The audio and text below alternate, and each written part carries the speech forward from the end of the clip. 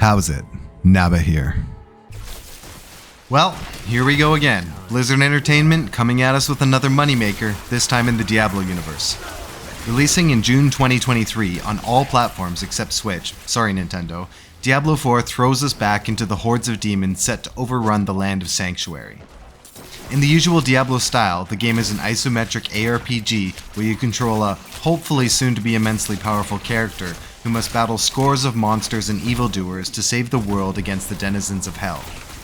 With the tried and true formula, you gain power through levels and especially the items found throughout the world to get to a point where you can take on Diablo himself and throw back the hordes of monsters. To its credit, the story is a little different this time around with a new villain in Lilith, the daughter of Mephisto, and her story of terror in Sanctuary.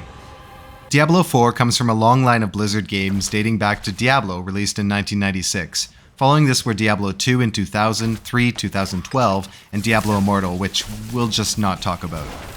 As with a lot, read all, of Blizzard IP, the Diablo series was best earlier in its history, with the second entry being unarguably the best in the series. But some time has passed over the 10 years since Diablo III. In fact, I don't think it'd be amiss to expect something groundbreaking. Or would it? There is one area where Diablo IV towers over its peers, and that's in the graphics department. One couldn't expect any less, and Blizzard fully delivers with gorgeous visuals. The amount of detail packed onto the screen at any given time is something to behold, as well-used candles pour over a sill, dusty tomes and scrolls sit disheveled in an oaken case, or pleated cushions sit strewn over a sofa. The artist should be commended in full here, as every room, every cavern, every field is a meticulously crafted set piece, which is almost overwhelming with the amount of minute highlights. This extends to the clothing donned by your character. Every new item that you slot in, save rings and amulets, is visually represented in the game.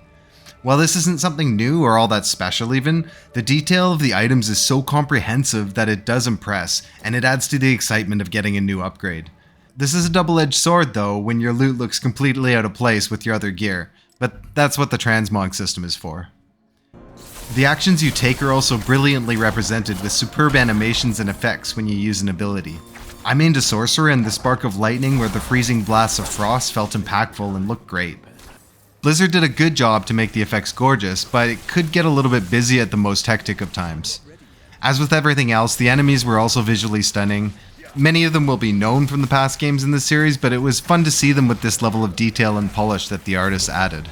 Like your own character, you can pick out the finite details upon them, whether it's a small trinket they hold dearly, the ferocious mane of a werewolf, or the sunken twisted chest of a vile shaman.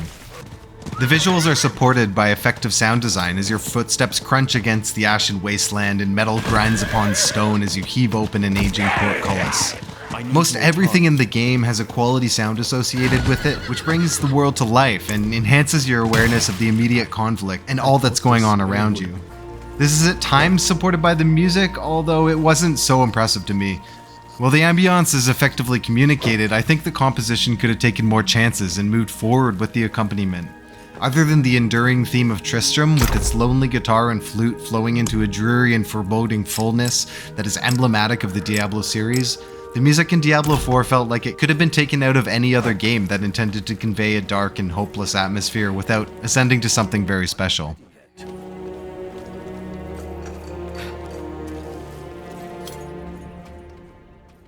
This disappointment aside, the visuals and sound come together to establish a presentation befitting a AAA game, hinting that there's going to be immense depth beneath the high-quality presentation.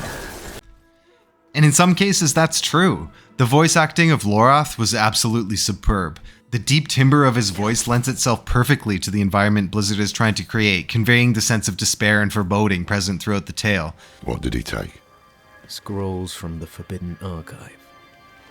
He has the means to summon a lesser evil.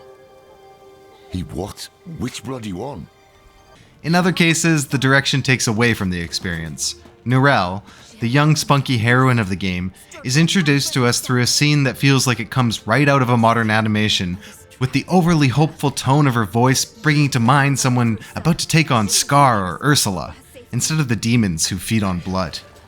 To top it off, her short intro ends breaking the fourth wall with Nurel looking directly at the camera in search of a savior. Luckily, this was the most jarring instance of the characterization clashing with the world for me. Inarius and Donan were very compelling, but overall, the story generally felt muddied, despite moments of interest with these characters. There were times when I wasn't even sure which act I was on, as the structure seemed to mingle into one mass. It didn't have to be simplified into clear-cut Act 1, Act 2, etc. like Diablo II, but a little more tightness and simplicity in the construction would have gone a long way. This might not have been as noticeable if the environments had more variance. I mentioned the graphics and detail were superb, but that isn't everything. With the pushback coming during Diablo 3 about the world being too colorful, Blizzard did, correctly, a complete U-turn and went full-bore dreary and awful. This works in the Diablo universe, no doubt, but there needs to be some balance. If you look at Diablo 2, the first act takes place in the darkened fields around Tristram, Act 2 occurs in the burning desert, Act 3 in the jungle, and finally Act 4 in Hell. The difference is clear-cut between each area. Traveling from somber fields to brilliant desert wakes you up. It's a clear communication to the player that we're in a new spot and the challenges will be different. Even within the desert, though, we explore the Arcane Sanctuary, which is a huge contrast to the sandy expanse with its bright stone pathways set against a void. Onto the jungle, full of deep greens, and then to Hell, with its oranges and reds. It honestly feels like there's a gamma setting turned up across the whole game. It might not have been so bad if the enemies had popped, but they seem designed to blend in as well. Take the Fallen, which used to really jump out at you with their fiery red skin. It seems evolution progressed in the time between Diablo 2 and 4, and they developed brown undertones to better intermix with the muck. This combined with the mediocre story leaves the setting rather bland despite the fidelity of the graphics, forcing the gameplay and player interaction to shoulder a lot of the load. But a game coming from Blizzard, with this much pedigree, at this time in their history, with these expectations, weighs a lot, and you can soon hear the braying of the mule as its legs begin to buckle. This jackass, though, does have some fight in it, and puts up with the strain through familiar gameplay refined through 4 iterations. You begin by selecting amongst 5 characters. The magic-wielding sorcerer, the shape-shifting druid, the ferocious barbarian, the stealthy rogue, and the minion-spawning necromancer. All with different strengths and weaknesses. Each character can be customized visually from a small number of preset options. I understand the choice to go with presets, as you can end up with some very wonky-looking characters when you allow the player to control all the minuscule detail related to facial construction, but I was a little surprised with the limited customization. Keeping it small does make the result look visually impressive, though, even if it isn't exactly the way you would have liked your character to look. Stepping into the world, you're treated to the first of many cutscenes that are not pre-rendered. This is fun as it allows your character to be part of the action throughout. At first I was a little concerned that there wouldn't be any of the quality handcrafted Blizzard cutscenes, the ones that made them so famous in the late 90s, but these are here also, and they maintain the high standard of the old ones, despite the other studios starting to catch up quite significantly. So after this cutscene full of foreshadowing has been concluded, you're now in control. It's up to you. Diablo IV feels as it always has in all its demon-destroying glory. Where once I was an ardent supporter of the mouse and keyboard setup, the action RPG really lends itself to using a controller. It helps avoid those times where you click somewhere meaning to attack, but actually move your character instead. You do lose some control of the target selection, but I felt it was worth the cost. The combat felt fine to me from a mechanical perspective, with the expected diversity of action in your skill selection. These skills are either free to use, consume your resource, I was a sorcerer so mana in my case, or regenerate your resource. The system's quite developed, and it's challenging in itself to balance your abilities with the type of character you want to create, as you're given 48 skill points through leveling, with an additional 10 gained through renown achievements, offering a huge number of permutations. It's entertaining to be given this agency, and you can mix and match the abilities to your heart's delight to create your idea of your character within the confines of the available skills. If you mess up and find you're underpowered, there's also the option to buy a refund for your skill points. I never seemed to have any issues with money in the game, so this really didn't seem to have any meaning, and they could have basically kept it free, although I'm sure that would have bothered a few people, and probably me included. If you are to survive, you'll definitely need to deploy these skills, as well as the newly added lunge command, which dashes your character forward a few paces, allowing you to quickly evade incoming attacks.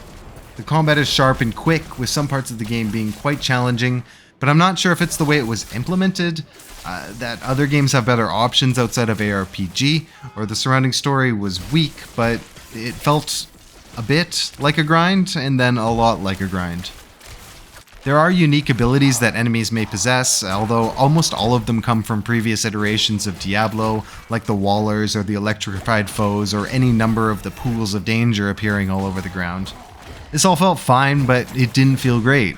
It was more challenging because there were so many different enemies on the screen at one time, obscuring your vision so you can hardly tell where you are, while doing so much damage to you that you need to be constantly diving in and out of range in order to survive. It felt like more enemies just for more danger. There weren't any particular leaps and bounds from past games that made it more interesting. In addition to this, the health bar of the enemies, and in particular bosses, felt very inflated, such that it feels silly when you would gain control of the fight mechanics, and the only challenge really would be not falling asleep as you continue to pelt the demon endlessly until its health meter finally runs dry. One would think that there would have been some more progression in game systems of something conceived in the mid-90s, and there would be a better experience that moves from something I can spend my time doing and am marginally entertained, to something that's scintillating, keeps me guessing, engaged the entire time. But hey, even if you're not engaged, you're definitely going to be busy. There are lots and lots of dungeons scattered around the world of Diablo IV. These instance areas require you to enter and travel through their depths to ultimately defeat its guardian. I thought these would be a nice change of pace, and to an extent they are. Boiling down a mission into a condensed experience, which you know shouldn't take too long, with a guaranteed reward at the end, is a valid gameplay choice and allows a player to dip in for a short period of time to get something done. This is especially meaningful after the main storyline quest is completed, and you're moving through your Paragon board, which gives you boosts after level 50. My issue with the system, though, is that all the dungeons ended up feeling the same, much like the other areas of the game.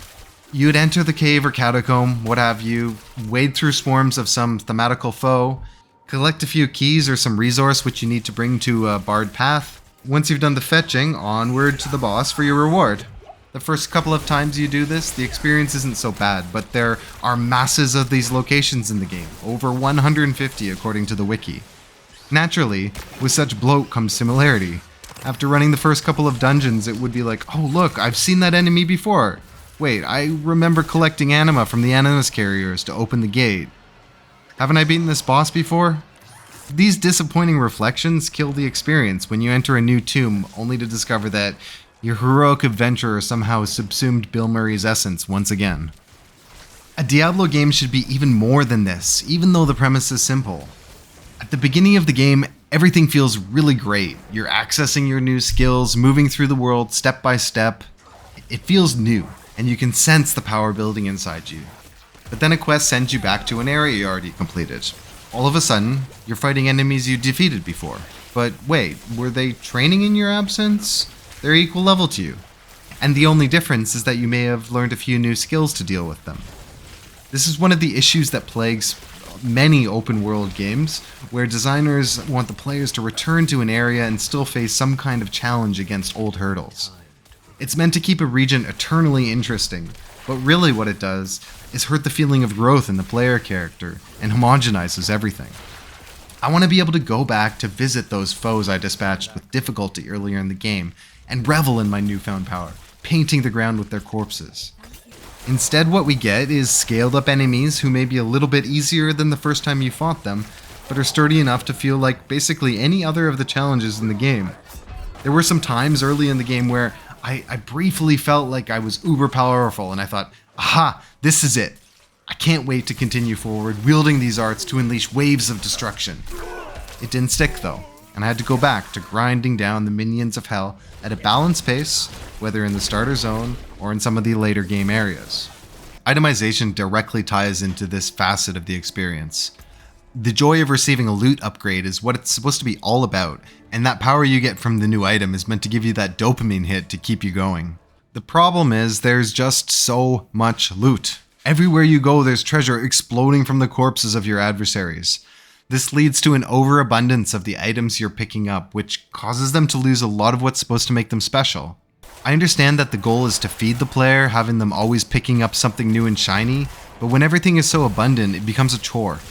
It also breaks realism, as it seems all these hulking warriors are dropping cloth armor perfect for my dainty mage. The first time, sure. Maybe they accosted some other sorcerer in the woods, but the 328th time, it's a bit far-fetched. To be fair, it does become a little better as the game progresses, and you basically learn to filter out 90% of all the items you get. But Blizzard could have cut a lot of the dead weight and made item drops feel really special if they reduced their frequency. If they decreased item drops by a large percentage and put the whole item pool in there, so there's some believability, it'd become a true event when you got that uncommon upgrade for your common gloves. As the game is, most of the time it feels more like a garbage collection simulator with you sifting through so much refuse to get to the good stuff. I'm not even going to go into the cash shop. Paying real money for a piece of clothing for a digital avatar just doesn't make any sense to me. I can't really be critical though, as I did spend $100 on this to just be disappointed, so who am I to judge? If it makes you happy and enhances your experience, then all the power to you. But unfortunately, the litany of issues with this game doesn't end there.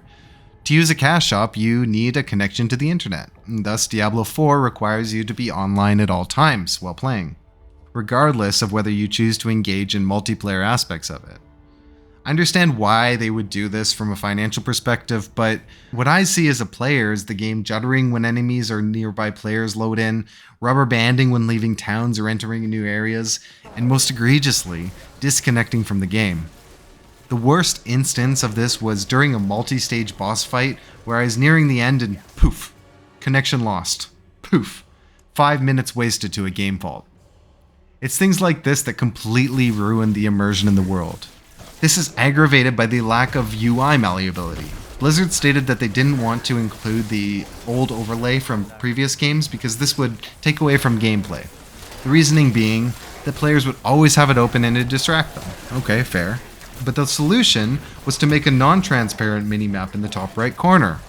One would think it would be common sense to be able to remove this, but in their infinite wisdom and in the effort to increase immersion, a constant eyesore was included.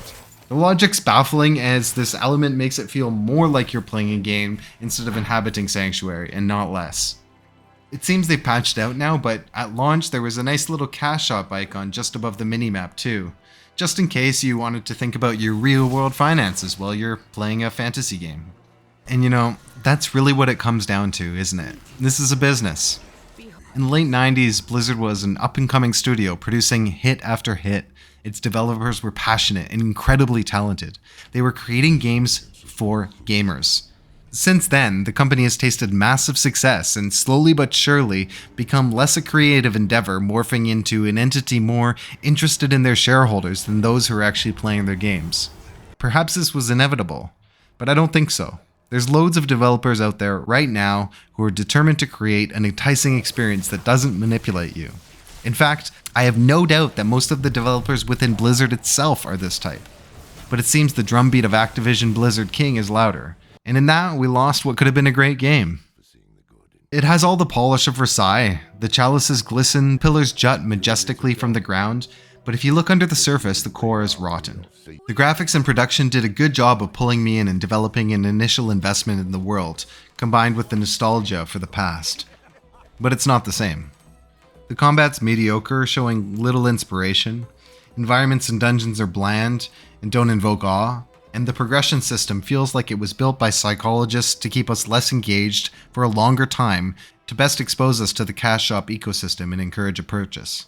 Diablo IV is a live service game, and Season 1 just released. I played through a little bit to see if it felt any better, but unsurprisingly it didn't. Just more of the same, but with more corporate predation. If you're looking for a game that's bland and addictive, such that you aren't really having fun, but you somehow spent the last 4 hours playing, Diablo IV fits the bill. It's not a surprise, given Blizzard's recent history, but every time they release a new game, I still get that little bit of hope that they can dig within and produce that top-tier quality that made them so famous. Not this time, though.